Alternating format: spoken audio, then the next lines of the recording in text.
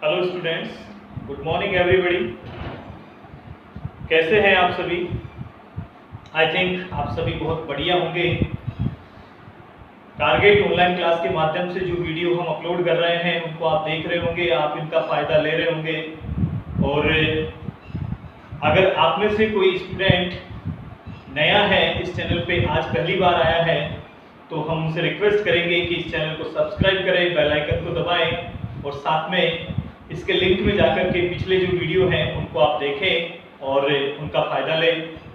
रोज़ हम आपके लिए एक ऑनलाइन क्लास के माध्यम से टॉपिक लेके आते हैं और पिछले वीडियो में मैंने आपके लिए टेंस का टॉपिक चालू कर रखा है।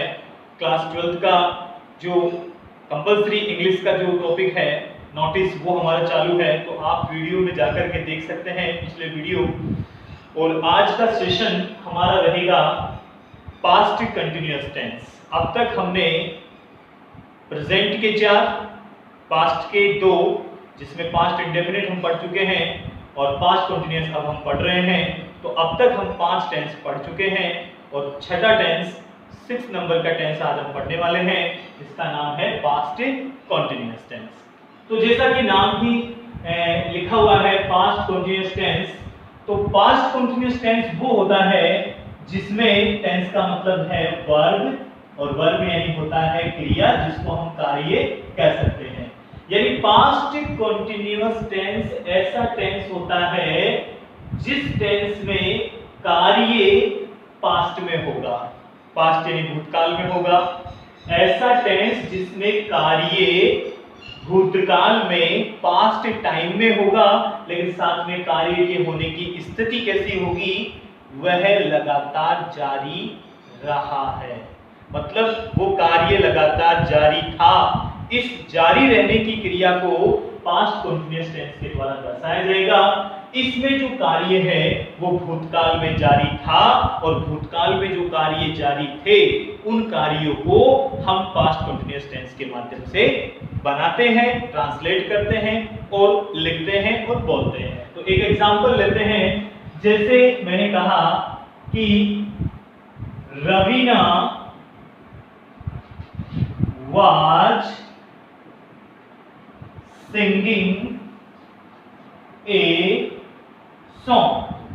अब देखो, अभी इस सेंटेंस को देखो आप, Raveena was singing a song। यहां पर जो कार्य है वो है सिंग करना। सिंग यानी गाना, गाना, और सॉन्ग यानी होता है गाना। ये वर्ब है, ये यहाँ पे ऑब्जेक्ट नाउन है। तो गाना, गाना, तो रवीना जो है वो गाना गा रही थी, मतलब कंटिन्यू गा रही थी। गाना पूरा नहीं हुआ है, लगातार गाना गाने की जो क्रिया है वो जारी थी। तो यहाँ पर रवीना गाना गा रही थी। और अगर हम इसमें ऐसा लिखते यस्टरडे, अगर हम इसमें ये लिखते यस्टरडे, तो देखिए यस्टरडे का मतलब होता है कल, यानी भूतकाल। और ऐसे में हमने कहा कि रवीना जो नाम की लड़की है वो कल गाना गा रही थी, यानी वो गाना गाने की जो प्रोसेस है, क्रिया है, वो लगातार जारी थी। तो इस प्रकार से जो पास्ट कंटिन्यूअस टेंस के वाक्य होते हैं, उस पास्ट कंटिन्यूअस टेंस के वाक्यों में जो कार्य होता है वो भूतकाल में लगातार जारी रहता है। अर्थात जो कार्य भूतकाल में लगातार जारी थे, जो लगातार जारी रहते, तो उनके लिए पास्ट कंटिन्यूअस टेंस का प्रयोग करते हैं। अब हम जैसा कि 6 स्टेप के द्वारा एक टेंस को पूरा करते हैं, तो सबसे पहले हम पढ़ेंगे पास्ट कंटिन्यूअस टेंस का यूज।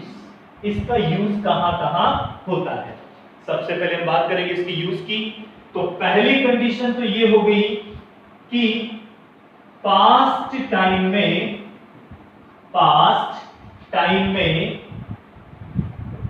कोई कार्य, पास्ट टाइम में कोई कार्य लगातार जारी होने पर, यदि भूतकाल में कोई कार्य लगातार जारी था तो उस जारी रहने वाले कार्य को बताने के लिए, समझाने के लिए हम पास्ट कंटिन्यूअस टेंस का प्रयोग करेंगे। जैसे हम फुटबॉल खेल रहे थे, हम फुटबॉल खेल रहे थे, तो यहां पे हम लिखेंगे we were playing football, we were playing football, और हमने लिखा जैसे लास्ट इवनिंग, लास्ट इवनिंग। अब देखो इसको कि ये लास्ट शब्द है भूतकाल की ओर इशारा करता है। गत शाम, पिछली शाम हम फुटबॉल खेल रहे थे, तो ये कार्य पास्ट टाइम का है और पास्ट टाइम में हम कोई काम लगातार कर रहे थे, तो उसके लिए हम यहाँ पे पास्ट कंटीन्यूअस का प्रयोग करेंगे। दूसरा एग्जांपल है और दूसरा यूज है इसका, ये पहला यूज था, दूसरा यूज है यदि भूतकाल में कोई घटना घटे, यानी एक कार्य समाप्त हुआ हो, एक कार्य समाप्त हुआ हो और उसके तुरंत बाद अगर कोई कार्य जारी रहा हो, तो वहां पर लिखते हैं जैसे पास्ट टाइम में, भूतकाल में एक कार्य के समाप्त होते ही, एक कार्य के समाप्त होते ही दूसरे कार्य का, एक कार्य के समाप्त होने के साथ, एक कार्य के समाप्त होने के साथ दूसरे कार्य का लगातार जारी रहना। ध्यान दीजिएगा, ये इंपॉर्टेंट है। यदि पास्ट टाइम में, भूतकाल के समय कोई कार्य है वो समाप्त हुआ ही है और जैसे ही वो कार्य समाप्त हुआ उसके तुरंत, उसके साथ साथ कोई कार्य ऐसा भी लगातार जारी रहे, कोई कार्य लगातार जारी रहा हो, उसको भी हम पास्ट कंटीन्यूअस टेंस से बताते हैं। अक्सर ऐसे सेंटेंस जो होते हैं वो व्हेन से शुरू होते हैं। किससे? व्हेन से। तो ऐसे वाक्य जो होंगे उनमें व्हेन वाले वाक्य में क्या होगा? व्हेन वाले वाक्य में सब्जेक्ट प्लस वर्ब की सेकंड फॉर्म ऐसा होगा, और फिर दूसरा जो वाक्य होगा उसमें सब्जेक्ट फिर हेल्पिंग वर्ब जिसमें हमारी वाज वर आएगी और इसके साथ में वाज वर के साथ में वर्ब की फर्स्ट फॉर्म में आईएनजी लगाएंगे। तो ऐसे में पास्ट कंटीन्यूअस की पहचान होती है वाज वर प्लस आईएनजी। तो यहाँ पर एक कार्य समाप्त होगा, उसके तुरंत साथ साथ में दूसरा कार्य कंटीन्यूअस में रहेगा। एक एग्जांपल है जैसे when he came, when he came we were watching TV। इस वाक्य को हम ध्यान से देखें तो देखो इसमें हमने लिखा है एक कार्य के समाप्त होने के साथ साथ दूसरे कार्य का लगातार जारी रहना। जैसे when he came, जैसे ही वह आया, जब वह आया, तो यहाँ पे V2 है और V2 में देखो वह वाले वाक्य में V2 है। जब वह आया तो यहाँ आने की क्रिया समाप्त हुई, उसके साथ ही एक कार्य और जारी था, वो था we were watching TV। तब हम यहाँ पे क्या कर रहे थे? टीवी देख रहे थे। तो इस प्रकार से ये इसका दूसरा प्रयोग है। हम एग्जांपल और बनाएंगे। तीसरा इसके यूज की बात करें तो तीसरा है दो कार्य लगातार जारी रहने पर। दो कार्य लगातार जारी रहने पर, दो कार्य, यदि दो कार्य साथ साथ हो रहे हैं और वो भी पास्ट टाइम में, दो कार्य अगर भूतकाल में लगातार जारी थे, लगातार हो रहे थे, तो उन वाक्यों को पास्ट कंटीन्यूअस के माध्यम से हम बनाते हैं। और इसके लिए इंग्लिश में विहाइल शब्द का हम प्रयोग करते हैं, जिसे वाइल कहते हैं, के दौरान। और इसका जब प्रयोग किया जाएगा तो ऐसे वाक्य जो वाइल से शुरू होते हैं उनमें पास्ट कंटीन्यूअस टेंस का प्रयोग किया जाता है और इसमें दो कार्य, अलग अलग कार्य साथ साथ जारी रहते हैं। एक कार्य हो रहा है, उसी वक्त दूसरा कार्य भी जारी रहता है। तो उसके लिए हम एग्जांपल लिखते हैं कि जब दो कार्य एक साथ होते हैं और वो भी कंटीन्यूअस होते हैं तो उनको हम दर्शा सकते हैं पास्ट कंटीन्यूअस से। जैसे while I was reading, जब मैं पढ़ रहा था, उस दौरान, जब मैं पढ़ रहा था, while I was reading, जिस दौरान मैं पढ़ रहा था, my brother was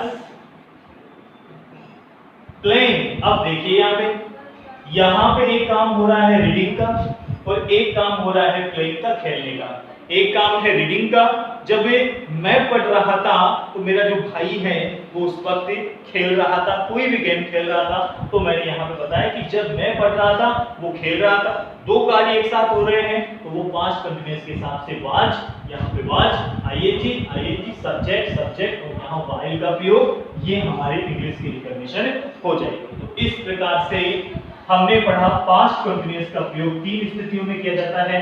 नंबर एक, पहली बात करें, नंबर एक, जब भूतकाल में कोई कार्य जारी था तो उसके लिए हम इसका प्रयोग करते हैं। नंबर दो, जब भूतकाल में कोई कार्य समाप्त हुआ ही है उसके साथ ही कोई लगातार कार्य जारी था उसके लिए भी होता है। और जब दो कार्य एक साथ भूतकाल में जारी रहे, लगातार संपन्न हुए हो तो उनके लिए भी हम पास्ट कंटीन्यूअस टेंस का प्रयोग करते हैं। इसके बाद में हम चलते हैं स्टेप नंबर 2, यानी हमारी स्टेप नंबर 2 है रिकॉग्निशन की। और रिकॉग्निशन इसकी बहुत आसान है।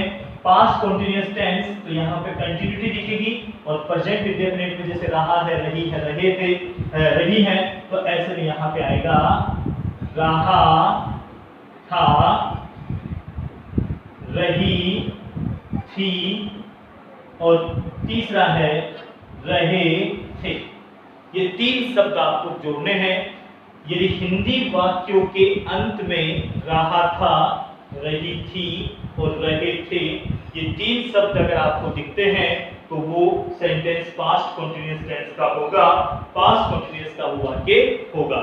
जैसे मैं कल पढ़ रहा था, रहा था, तो यहां पर ये रहा था, इसकी रिकॉग्निशन हिंदी में हो गई और हिंदी में पहचान को देखते ही फिर हम इंग्लिश ट्रांसलेट करते हैं। तो ऐसे में ये हो गई हमारी हिंदी रिकॉग्निशन। अब चलते हैं हम इंग्लिश रिकॉग्निशन पे। तो इंग्लिश की रिकॉग्निशन क्या कहती है? इंग्लिश की रिकॉग्निशन कहती है कि कुछ ऐसे शब्द हैं, कुछ ऐसे इंग्लिश के शब्द हैं जिन शब्दों को अगर हम देखें तो वो पास्ट कंटीन्यूअस का होगा, जिसमें से कुछ शब्द ऐसे भी हैं जो पास्ट इंडेफिनिट में भी आते हैं और पास्ट कंटीन्यूअस में भी आते हैं। तो देखिए कौन कौन शब्द हैं। यदि आपको शब्द मिलता है यस्टरडे, बिल्कुल भी कंफ्यूज ना हो, यस्टरडे शब्द पास्ट इंडेफिनिट में भी आता है। यस्टरडे है, लास्ट के साथ में कोई भी टाइम शोविंग वर्ड आ सकता है। टाइम शोविंग वर्ड जैसे last evening, last day, last month, last year, ऐसा कोई भी शब्द आ सकता है। ये इंडेफिनिट में भी आते हैं और कंटीन्यूअस में भी आते हैं। लेकिन जो कार्य, तो ऐसे में यहाँ पर ये दो शब्द तो है। अब कुछ विशेष शब्द और हैं जो सिर्फ कंटीन्यूअस में आते हैं, जैसे दैट। अब दैट के साथ में कोई भी टाइम शोविंग वर्ड आ जाए, दैट के साथ में कोई टाइम शोविंग वर्ड आ जाए, जैसे दैट इवनिंग, तो दैट का प्रयोग होता है वह, ये पास्ट के लिए, और दैट वह शाम, उस रात, उस दिन, उस महीने। तो वहां पे कोई शब्द हो सकता है जैसे दैट डे, तो यहाँ पे दैट डे शब्द आ जाए या दैट के साथ कोई टाइम शोविंग वर्ड आ जाए तो कंटीन्यूअस का होगा। इसके अलावा क्या क्या हो सकता है, जैसे in those days, in those days, उन दिनों में। अगर यहाँ पे दीज होता तो ये प्रेजेंट कंटीन्यूअस होता, लेकिन यहाँ पे दोज है तो दोज पास्ट में आता है, दोज डेज। इसके अलावा बेटा यहाँ पे हम देखेंगे वाइल, ये बहुत इंपॉर्टेंट, वाइल, वाइल का प्रयोग अगर हम देखने को मिले तो हम वाइल के साथ कंटीन्यूअस का प्रयोग करेंगे, पास्ट कंटीन्यूअस का। वाइल के अलावा अभी मैंने बताया था व्हेन वाला वाक्य, जब व्हेन से वाक्य स्टार्ट होगा तो व्हेन वाले में शुरू में तो आपको सब्जेक्ट प्लस V2 लगाना है, लेकिन आगे वाला जो सेंटेंस बनेगा वो पास्ट कंटीन्यूअस टेंस के हिसाब से बनेगा, जिसमें subject, helping verb, was verb और आईएनजी लगेगा। इसके अलावा कुछ ऐसी स्थिति हो सकती है जैसे मैंने बताया था दैट से, तो दैट मोमेंट, दैट ईयर, ये कुछ नॉर्मल शब्द हैं जिनके साथ हम पास्ट कंटीन्यूअस टेंस का प्रयोग करते हैं। तो ये हमारा हो गया सेकंड स्टेप, जिसमें हमने दो प्रकार की रिकॉग्निशन पढ़ी, एक हिंदी के वाक्यों में पहचान करना और इंग्लिश के वाक्यों में पहचान करना। अब चलते हैं फोर्थ स्टेप पे। तो फोर्थ स्टेप है हमारी, वो है हेल्पिंग वर्ब। और बात अगर हेल्पिंग वर्ब की हो, बात अगर हेल्पिंग वर्ब की हो तो यहाँ पर हम इसमें दो हेल्पिंग वर्ब का प्रयोग करते हैं, एक है वाज और एक है हमारी वर। और जैसा कि अपन ने प्रेजेंट कंटीन्यूअस में पढ़ा था, तो वैसे ही इसमें भी होता है, वाज का प्रयोग हम ही, शी, इट और सिंगुलर सब्जेक्ट के साथ करते हैं। सिंगुलर सब्जेक्ट, सिंगुलर आप अब तक समझ गए होंगे कि जो काउंटेबल है, सिंगुलर है, एक वचन है, जिनसे एक संख्या का बोध होता है, तो उसमें सिंगुलर सब्जेक्ट हो सकता है। जैसे राहुल है, सिंगुलर है, स्टूडेंट सिंगुलर है, चाइल्ड सिंगुलर है, शॉपकीपर है, तो ये सब सिंगुलर है। बहुवचन होंगे तो वहां पे वर का प्रयोग होगा। इसी प्रकार से वर का प्रयोग होता है, वो होता है आई, वी, यू और दे के साथ। ये तो हो गए सब्जेक्ट। इसके अलावा प्लूरल, प्लूरल सब्जेक्ट में जैसे मैंने चाइल्ड बोला तो चिल्ड्रन, स्टूडेंट बोला तो स्टूडेंट्स, इसी प्रकार से मैंने यहाँ पे शॉपकीपर बोला तो शॉपकीपर्स होने पर वर का प्रयोग किया जाएगा, जो बहुवचन होते हैं। तो इस प्रकार से ये हेल्पिंग वर्ब की बात हो जाती है। फिर बात करें इसकी मैन वर्ब की, तो मैन वर्ब शायद आप बता सकते हैं। मैन वर्ब आप बता सकते हैं, सोचिए कि मैंने क्या बताया था। कॉन्टिन्यूअस टेंस में जहां जिस टेंस में कॉन्टिन्यूअस शब्द आ जाता है, वहां हमें एक ही वर्ब लगानी है। कॉन्टिन्यूअस में निरंतरता होती है, और निरंतरता किसमें होती है? वर्ब की फर्स्ट फॉर्म के अंदर हम अगर आईएनजी जोड़ दे तो वो हमारी कॉन्टिन्यूअस की मैन वर्ब बन जाती है। और ये 12 में से 6 टेंस में ऐसा होता है। तो ये हमारे 5 स्टेप कंप्लीट हो चुके हैं। हेल्पिंग वर्ब की बात कर ली, मैन वर्ब की बात कर ली, इसकी हमने रिकॉग्निशन देखी, और अब हम फॉर्मूले बनाएंगे और फॉर्मूले के साथ में हम प्रैक्टिस करेंगे। तो एक बार इसके फॉर्मूले हम बना लेते हैं। सबसे पहला जो फॉर्मूला होगा वो होगा सिंपल एसएस, फिर सेकंड होगा एनएस नेगेटिव, थर्ड होगा हमारा इंटेरोगेटिव फर्स्ट, इंटेरोगेटिव फर्स्ट, जिसको हम कौन सा कहते हैं? एचवी वाला सेंटेंस। और उसके बाद में फोर्थ नंबर पे बनाते हैं हम WH वर्ड वाला सेंटेंस, जिसको इंट्रोगेटिव सेकंड कहते हैं। नॉर्मल हम ये 4 की प्रैक्टिस करते हैं, फिर और बनाएंगे। तो सिंपल सेंटेंस का जो फॉर्मूला है, अब तक आप बना चुके हैं, शायद बहुत से बच्चों ने बना भी लिया होगा। इसमें हम सबसे पहले सब्जेक्ट लिखते हैं, फिर हेल्पिंग वर्ब में हम लिखेंगे वाज या वर में से एक, फिर V1 प्लस ING आता है जिसे V4 कहते हैं, फिर ऑब्जेक्ट आता है, और फिर यहाँ पे अदर वर्ड आता है, ये फुल स्टॉप हो जाता है। नेगेटिव वाले में हम क्या करते हैं? सब्जेक्ट होता है, यहाँ पे हेल्पिंग वर्ब जो है वो रखेंगे वाज या वर में से एक, फिर यहाँ पर हम नेगेटिव बनाने के लिए नॉट जोड़ते हैं। नॉट हमेशा हेल्पिंग वर्ब में लगता है। नॉट के बाद में हम यहाँ पे वर्ब के फर्स्ट फॉर्म में ING लगाएंगे, फिर यहाँ ऑब्जेक्ट, और फिर यहाँ पे अदर वर्ड, और यहाँ पे फुल स्टॉप। हेल्पिंग वर्ब वाले में सबसे पहले वाज आ जाएगा, फिर या फिर वर आएगा, सब्जेक्ट पे डिपेंड करेगा, फिर यहाँ पे सब्जेक्ट, सब्जेक्ट के बाद में V1 plus ING, V1 plus ING के बाद ऑब्जेक्ट, ऑब्जेक्ट के बाद में अदर वर्ड, और यहाँ पे आ जाता है क्वेश्चन मार्क। इसके बाद में WH वर्ड वाला होगा, तो इसमें पहले WH वर्ड होगा, फिर यहाँ पे हेल्पिंग वर्ब हमारी, पहले यहाँ पे WH वर्ड, फिर उसके बाद में हेल्पिंग वर्ब हमारी वाज या वर में से एक, फिर यहाँ पे होगा सब्जेक्ट, सब्जेक्ट के बाद में यहाँ पे V1 प्लस ING, और उसके बाद में ऑब्जेक्ट होगा, फिर यहाँ पे अदर वर्ड होगा, और फिर यहाँ पे क्वेश्चन मार्क होगा। इस प्रकार से ये बेसिकली 4 फॉर्मूले कंप्लीट हो चुके हैं। अब हम एग्जांपल करते हैं। एग्जांपल लिया हमने, तो जैसे एक एग्जांपल लिया, हिंदी वाक्य है हमारा, हिंदी वाक्य है वे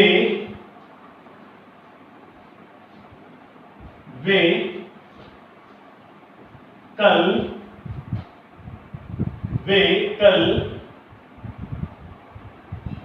क्रिकेट खेल रहे थे। वे कल क्रिकेट खेल रहे थे। अगर पहले एग्जांपल पे आप ध्यान देंगे तो बाकी सब कुछ आपके बन जाएंगे। तो ऐसे में पहले एग्जांपल पे ध्यान देंगे, वे कल क्रिकेट खेल रहे थे। इस वाक्य में देखो लास्ट में पहले रिकॉग्निशन रहे थे, रहे थे। तो रहे थे जो शब्द है उनमें लास्ट में हमने देखा कि यहाँ पे हिंदी वाक्य में रहे थे ये पहचान है। अब हम पहचान करेंगे कि इसमें सब्जेक्ट क्या है, मेन वर्ब क्या है, अदर वर्ड क्या है, और बाकी शब्द कौन से हैं उसकी हम बात करते हैं। तो सबसे पहले खेल रहे थे में रहे था मिला में, ये हिंदी रिकॉग्निशन है। अब हिंदी रिकॉग्निशन देखने के बाद शब्दों को चेक किया, सेंटेंस कौन सा है, वे कल क्रिकेट खेल रहे थे, तो ये बिल्कुल हमारा पास्ट कंटिन्यूअस टेंस का वाक्य है, साथ में सिंपल वाक्य है, क्योंकि हम यहाँ पे देख रहे हैं लास्ट में फुल स्टॉप है, कहीं पे नोट नहीं है हिंदी वाक्य में, नहीं शब्द नहीं है, क्वेश्चन मार्क भी नहीं है, ऐसे में हम इसको सिंपल वाक्य के हिसाब से बनाएंगे। तो सिंपल वाक्य के हिसाब से यहाँ पे ये जो शब्द है ये आपका सब्जेक्ट है, कल यहाँ पर ये अदर वर्ड एडवर्ब है, क्रिकेट यहाँ पे ऑब्जेक्ट है और खेलना यहाँ पे वर्ब है। अब हम शब्दों को सही जगह रख देते हैं, तो देखो क्या बनेगा, यहाँ पे सब्जेक्ट बनेगा, नीचे लिख देता हूँ इसका इंग्लिश ट्रांसलेशन टीआर, ट्रांसलेशन पहला यानी सिंपल, यहाँ पे बनेगा देखो क्या बोलेंगे, दे, हेल्पिंग वर्ब वाज या वर्ब में से क्या लगाएंगे, तो ऑब्वियसली यहाँ पर क्या आएगा, वर्ब, और उसके बाद में खेलने को क्या कहते हैं, प्ले, और आईएनजी लगाना हमने आपको सिखाया था, तो पिछले वीडियो में आप देख सकते हैं, प्रेजेंट कंटीन्यूअस में आपको बता दिया था। तो यहाँ पे हो जाएगा प्लेइंग, फिर क्या खेल रहे थे, ऑब्जेक्ट है क्रिकेट, और क्रिकेट के बाद में अदर वर्ड क्या है हमारा, कल, तो यहाँ पे हो जाएगा यस्टरडे। इसी वाक्य का हम नेगेटिव बनाएंगे, तो ये बन जाएगा दे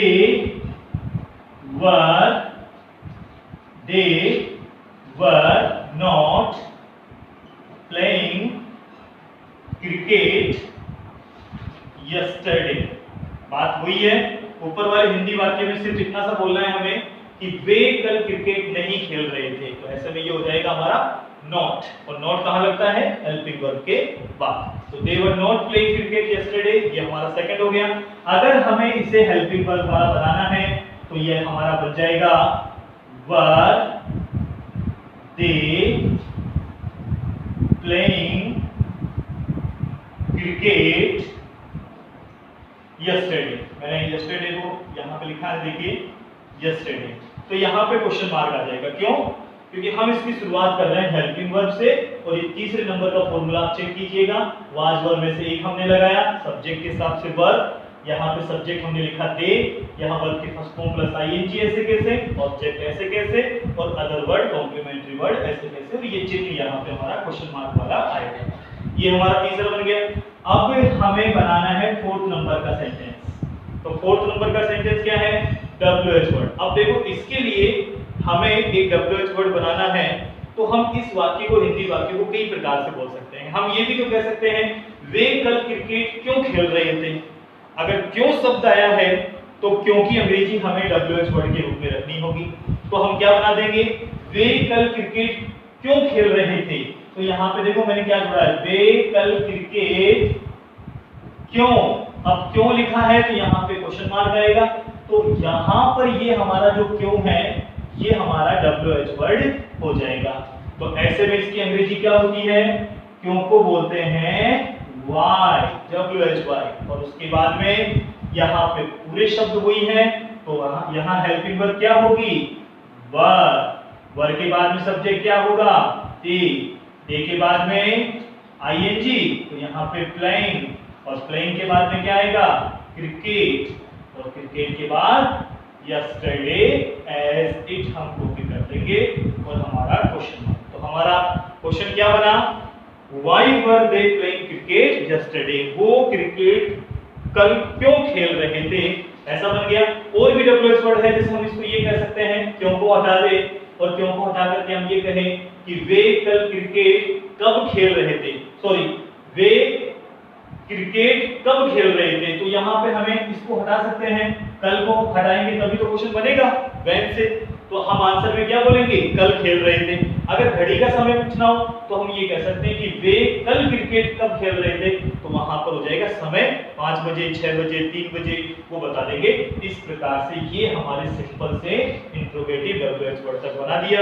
ऐसे ही हम हु वाला वाक्य बना सकते हैं, who were playing, who were not playing, इसी प्रकार से हेल्पिंग वर्ब प्लस नॉट भी हम बना सकते हैं। तो ऐसे में यहाँ पर मैं एक सेंटेंस लेता हूं और आप बनाना, इसके लिए मैं आपको 2 वाक्य दे देता हूं और 2 वाक्य आप बनाना, फिर मैं आपको इनके आंसर बताऊंगा कि इनका सही आंसर क्या है।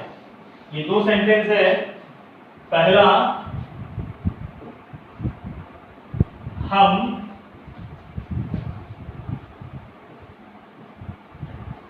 गत शाम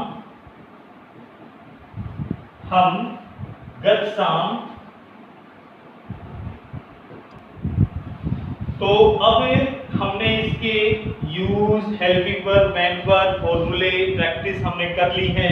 अब आपकी बारी है कि आप भी हमें ये बताएं कि हमें कितना समझ में आया है, कितना समझ में नहीं आया है। एक बार आप वीडियो को फिर से देखना, दोबारा देखना, तीसरी बार भी आप उसे देखिए जब तक समझ में नहीं आए। और उसके बाद में ये 2 सेंटेंस मैं होमवर्क के रूप में आपको दे रहा हूँ।